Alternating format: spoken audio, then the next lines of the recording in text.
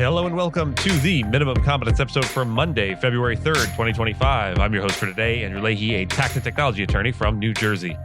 On today's episode, we cover Musk's Doge team halting Treasury payments, a new conservative law firm tied to Musk, Google's App Store appeal, and McDonald's settling a scholarship lawsuit.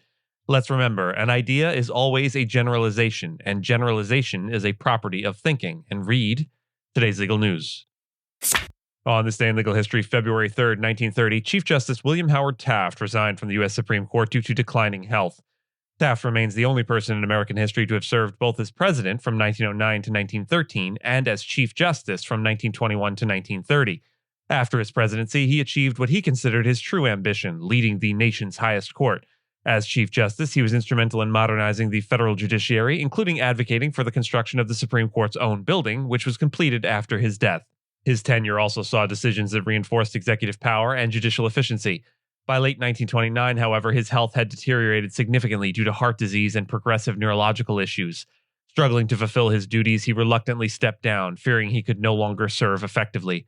Just 5 weeks later, on March 8th of 1930, he passed away. His successor, Charles Evans Hughes, was nominated by President Herbert Hoover.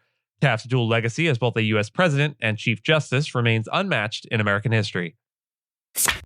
Elon Musk claimed his Doge team, tasked with governmental efficiency, is shutting down certain payments to federal contractors, raising concerns about his access to U.S. Treasury systems.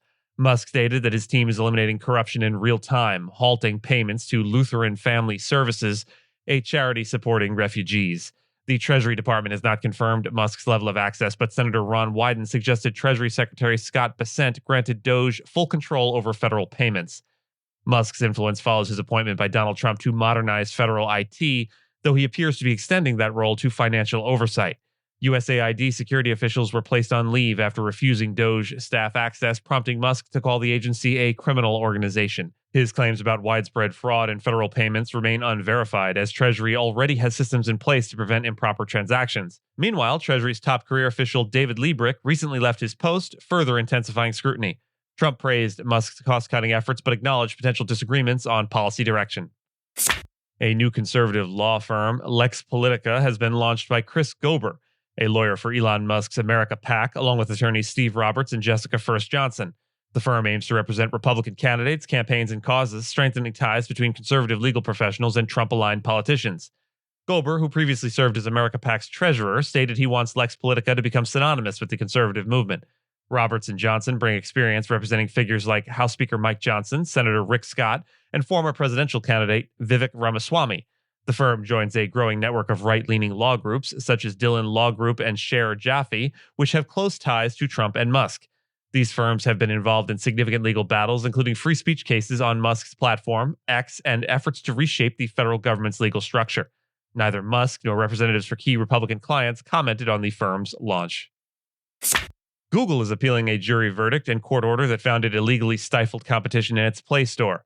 The case, brought by Fortnite maker Epic Games in 2020, accused Google of monopolizing app distribution and in-app payments on Android devices. A jury ruled in Epic's favor in 2023, and U.S. District Judge James Donato ordered Google to allow rival app stores within its Play Store and make its app catalog available to its competitors. Google argues the ruling was flawed, claiming it competes with Apple's App Store and that the judge improperly expanded the order to impact all developers, not just Epic.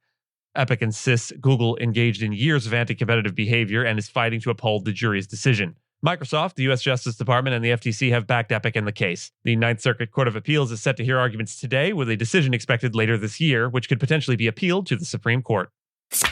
McDonald's has agreed to revise its HACER National Scholarships program by removing race and ethnicity as eligibility criteria to settle a lawsuit filed by the American Alliance for Equal Rights, a group led by affirmative action opponent Edward Blum. The lawsuit argued that restricting eligibility to students with at least one Hispanic or Latino parent discriminated against other ethnic groups. McDonald's denied wrongdoing, but decided that modifying the program was the best course of action. Moving forward, applicants will need to demonstrate their contributions to the Hispanic and Latino community rather than meet racial or ethnic requirements. The settlement comes as McDonald's and other companies scale back diversity initiatives following legal challenges and political pressure. In January, McDonald's also abandoned diversity goals for corporate leadership, citing shifting legal standards, including the Supreme Court's 2023 rule that struck down race-based college admissions policies. Blum criticized the scholarship's previous criteria, arguing that many students were unfairly excluded. And with that, and as always, I thank you so much for listening to Minimum Competence, your daily news podcast for lawyers. If you're looking for more than minimum competence, links to further reading on all the topics touched on today are in the show notes. And reviews go a long way towards helping new listeners to find our show. If you have a moment and can leave a rating or review on your podcast player, we'd sure appreciate it. And if you know someone that might be interested in a story we cover, consider sending them the episode. But remember, nothing here should be construed as legal advice because it is certainly not that. Minimum Competence is available at minimumcomp.com and wherever you get your finely crafted podcasts. If you haven't checked out the website in a while, give it a look. There are complete transcripts and resources for each episode and its corresponding segments, as well as an opportunity to receive new episodes in email, newsletter form. We'll see you back here tomorrow, and until then, remember, the length of the journey has to be borne with, for every moment is necessary.